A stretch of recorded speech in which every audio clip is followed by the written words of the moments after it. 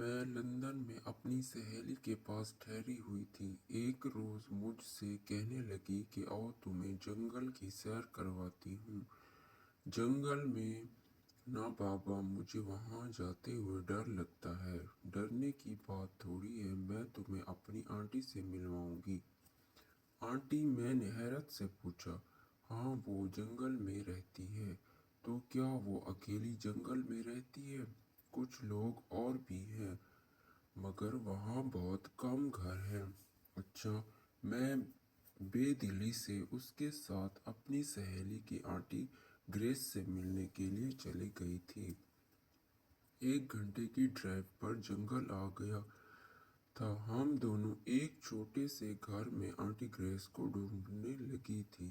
وہ باورچی خانے میں چائے کا اہتمام کر رہی تھی۔ شاید انہیں ہماری آمد کی اطلاع مل چکی تھی۔ جاری ہے۔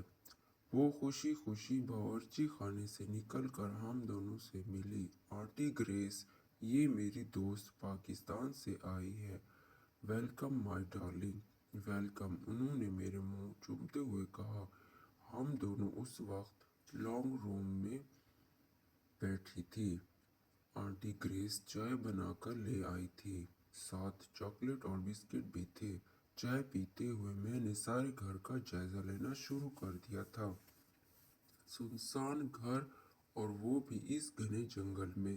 3-4 گھروں میں سے ایک تھا۔ کچھ فاصلے پر 3-4 گھر اور بھی تھے۔ اکثر شکاری وہاں آ کر ٹھہرتے تھے۔ ان گھروں میں سوائے چوکیداروں کے اور کوئی نہیں رہتا تھا، مگر یہ بوڑھی خاتون اتنی بہادر تھی کہ وہ اکیلی اس گھر میں رہ رہی تھی۔ سارے گھر میں سناٹا چھایا ہوا تھا۔ مجھ سے رہا نہ گیا اور میں نے پوچھ ہی لیا تھا، آنٹی آپ اکیلی اس گھر میں رہتی ہیں؟ بچے نہیں ہیں کیا؟ بچے 2 ہیں۔ اچھا، تو وہ کدھر ہیں؟ ان کی شادیاں ہو چکی ہیں، اپنے اپنے گھروں میں مصروف ہیں، کبھی کبھار آ جاتے ہیں۔ میں اس وقت بہت خوف زدہ ہو رہی تھی تو ان سے پوچھ بیٹھی تھی، آنٹی آپ کو اکیلے گھر میں ڈر نہیں لگتا؟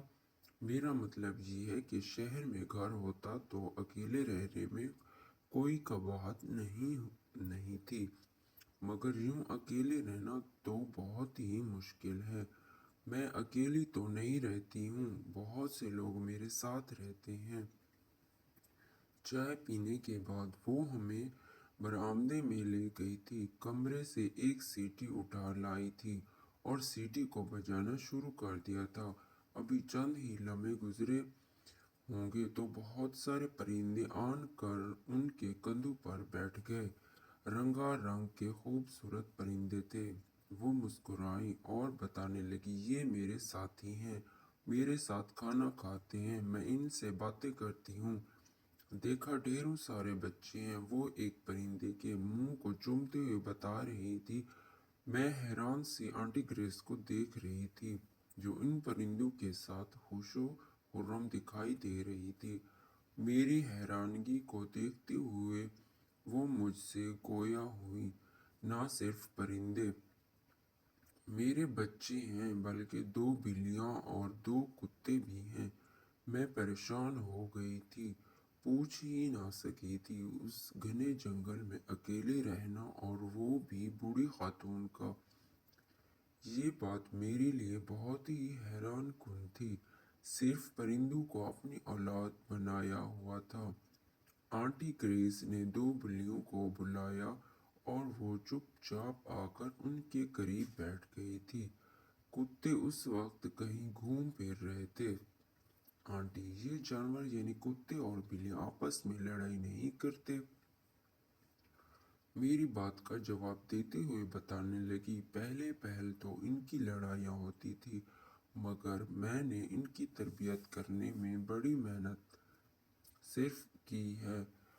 اب اتنے مہذب اور منظم ہو گئے ہیں کہ جو ہی لڑنے کی کوشش کرتے ہیں تو میرا اشارہ پاتے ہی خاموشی سے اپنی اپنی جگہوں پر بیٹھ جاتے ہیں۔ مجھے تو رہ کر خیال آ رہا تھا، ایک انسان کی تربیت میں خاصا وقت درکار ہوتا ہے۔ مگر اس نے جانوروں اور پرندوں کی تربیت کی ہوئی تھی۔ اس بہادر خاتون نے اپنی تنہائی کا حل ڈھونڈ لیا تھا۔ وہ پرندوں، بلیوں اور کتوں کے ساتھ بہت خوش تھی، اور ایک ہم جو انسانوں کے ساتھ خوش نہیں رہ سکتے۔ میں واپس آتے ہوئے سوچ رہی تھی کہ اس دنیا میں طرح طرح کے لوگ بستے ہیں۔